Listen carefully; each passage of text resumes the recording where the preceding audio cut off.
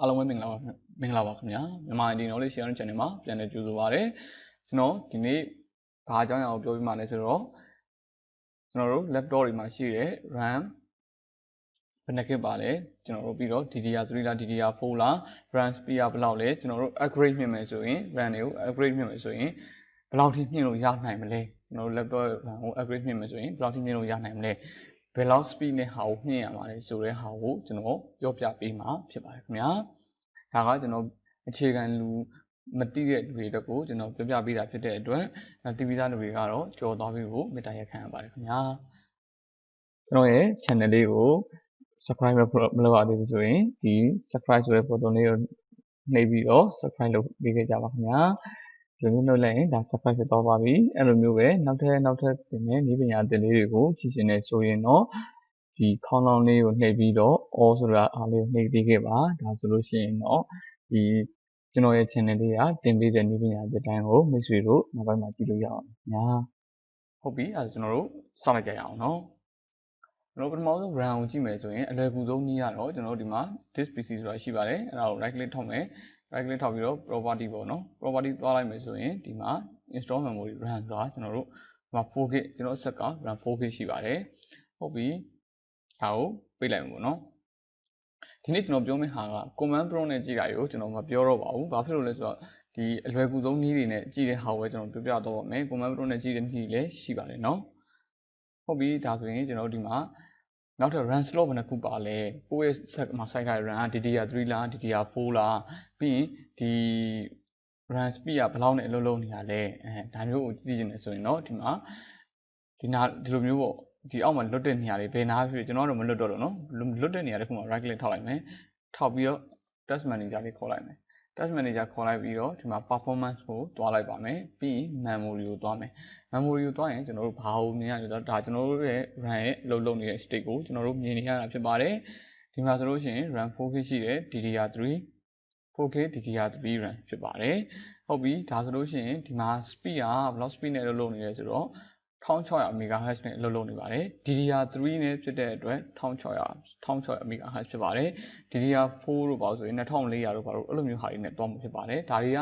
MHz တွေမတူတာ DDR3 DDR4 မတူတာတွေကကျွန်တော် RAM ကို upgrade မြင့်တဲ့အချိန်မှာအရေးကြီးပါတယ်ခင်ဗျာဒီမှာဟုတ်ပြီဒါဆိုရင်ကျွန်တော်တို့ RAM ကပို့ RAM က DDR3 လည်းဟုတ်ပြီဟိုဟာလည်းဖြစ်ပြီ speed ကိုလည်းသိပြီဆိုတဲ့အချိန်မှာဆိုရင်ကျွန်တော်တို့နောက်ထပ်ဘာတွေတွားကြည့်မလဲเนาะကြည့်လို့ဒါတော့ဒီလိုမျိုးကြည့်လို့ရတာ Windows 8ရယ် Windows 10ရယ်ကျွန်တော်ဒီလိုမျိုးကြည့်လို့ရပါတယ် Windows 7မှာဆိုရင်တော့နောက်ထပ်နည်းတွေနဲ့ကြည့်လို့ရပါတယ်ခင်ဗျာဒီမှာ slot ပေါ့เนาะကျွန်တော်တို့ laptop မှာ slot ဘယ်နှခုပါလဲ RAM slot 4ခုပါပါတယ်ကျွန်တော်ချိန်မှာဆိုရင် RAM slot 4ခုပါတယ်ဒီမှာ slot 1မှာသုံးထားပါတယ် slot 1မှာ 4GB RAM တစ်ချောင်းနဲ့စိုက်ပြီးတော့သုံးထားရဆိုတော့ကျွန်တော်ဒီနားလေးကို mouse pointer လေးတင်လိုက်ရင်ကျွန်တော်တို့မြင်ရပါမှာ slot 1မှာ RAM 4GB သုံးထားတယ် okay ဟုတ်ပြီဒါဆိုရင်ကျွန်တော်တို့က RAM ကလည်း RAM ကဘယ်လောက်လဲဆိုတာလည်းကျွန်တော်တို့သိပြီ RAM မျိုးစား DDR3 လား DDR4 လားဆိုတာလည်းသိပြီ speed ကိုလည်းကျွန်တော်တို့သိပြီ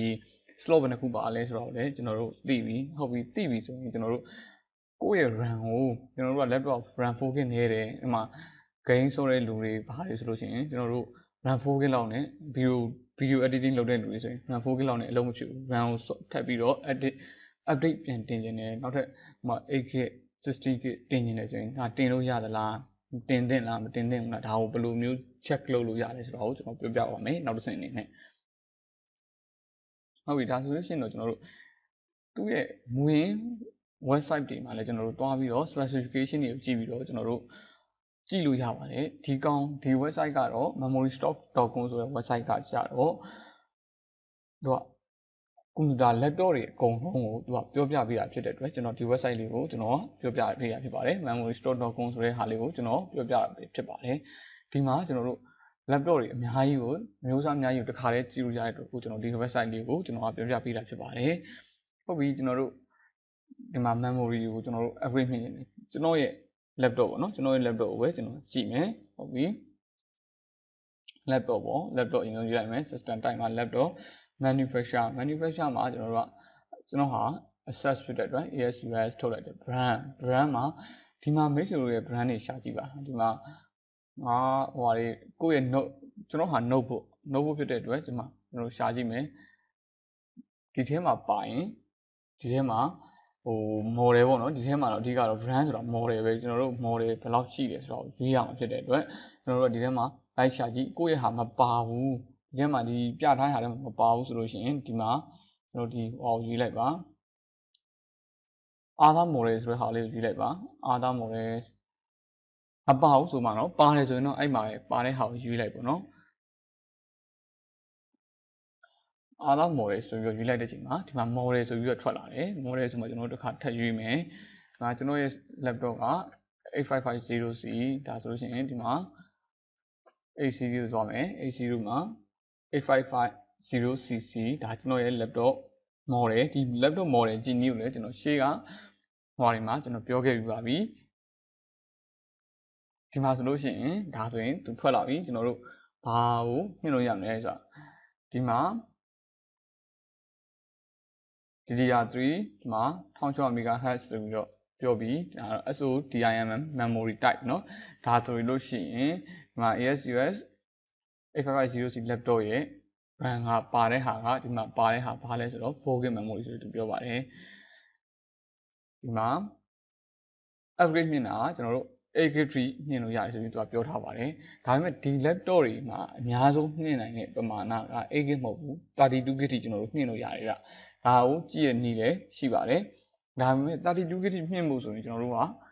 သူမှအဲ့လောက်ထိမမြင်ပါဘူးမမြင်ဘူးဆိုတော့ 32GB RAM တစ်ချောင်းထပ်ပြီး 32GB RAM တစ်ချောင်းကဒေါ်လာ3000နီးပါးလောက်ရှိပါတယ်အဲ့ဒါကြောင့်ဘယ်သူမှလည်းမမြင်ဘူးဒါပေမဲ့ကျွန်တော်အများဆုံးအလုံးလုံးနိုင်တဲ့ပမာဏက 8GB လောက်ထိကျွန်တော်တို့လုံးနိုင်တယ်ဒါကလူတိုင်းနီးပါးလည်းမြင်မယ်ဆိုရင်မြင်လို့ရတဲ့ပမာဏဖြစ်ပါတယ်ဒီမှာကျွန်တော်တို့ကနိုင်ငံခြားမှာနေတဲ့လူမဟုတ်လို့ကျွန်တော်တို့နိုင်ငံမှာ shipping တွေပါတယ်အဆင်မပြေသေးလို့ပေါ့နော်စင်ကာပူတို့ထိုင်းတို့မှာနေတဲ့လူဆိုရင်ဒီနားကနေတစ်ခါယူပြီးဝယ်ပြီးတစ်ခါတန်းဝယ်လို့ရတယ်ဒီ site တွေကဒီမှာဆိုလို့ရှိရင်လည်းဘယ်လိုလဲရမယ် RAM ကိုဘယ်လိုပြန်ပြီးတော့ဖြုတ်ရမယ်ဘယ်လိုပြန်တက်ရမယ်ဆိုတဲ့ဟာတွေကအစသူကပြောထားပြီးဖြစ်တဲ့အတွက်ကျွန်တော်တို့ဒီ site လေးက website လေးကအဆင်ပြေပါတယ်ကျွန်တော်တို့အတွက်ဆိုလို့ရှိရင်လည်းအဆင်ပြေတယ်မိတ်ဆွေတို့အတွက်ဆိုရင်လည်းအဆင်ပြေပါတယ်ဒါကြောင့်မလို့တကယ်လို့မိတ်ဆွေတို့တခြား laptop တွေရွေးချင်တယ်ဥပမာ Dell တို့ HP တို့ဥပမာ Lenovo တို့စရှိသဖြင့်ပေါ့နော်ဒီမှာအဲ့လိုမျိုးဟာကိုရွေးချင်တယ်ဆိုလို့ရှိရင်လည်းရွေးပြီးတော့စမ်းကြည့်လို့ရပါတယ်ကိုယ့်ရဲ့ laptop ကဘယ်လောက်ထိမြင်လို့ရတယ်တကယ်တော့ငါ laptop ကိုမြင်မယ်ဆိုလို့ရှိရင်လည်းဘယ်လောက်ကြာမလဲဒီမှာဆိုရင်35.95ဒေါ်လာဆိုရပါစို့ကျွန်တော်ဒေါ်လာ1500နဲ့တွက်လို့ရှိရင်တော့4000ဝဲကျော်လောက်ပဲကြာမှာပေါ့နော်36ဒေါ်လာပဲထားရင်တော့ကျွန်တော်4000ဝဲကျော်လောက်ကြာတယ်4000ဝဲကျော်လောက်ဆိုရင်ကျွန်တော်ဆိုရင်တော့မြင်ကျင်တယ်ဒါကျွန်တော်မြင်ရသေးဘူးကျွန်တော်မြင်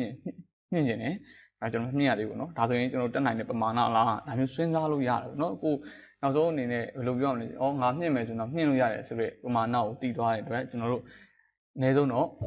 knowledge လေးတစ်ခုတော့ရတာပေါ့ခင်ဗျာ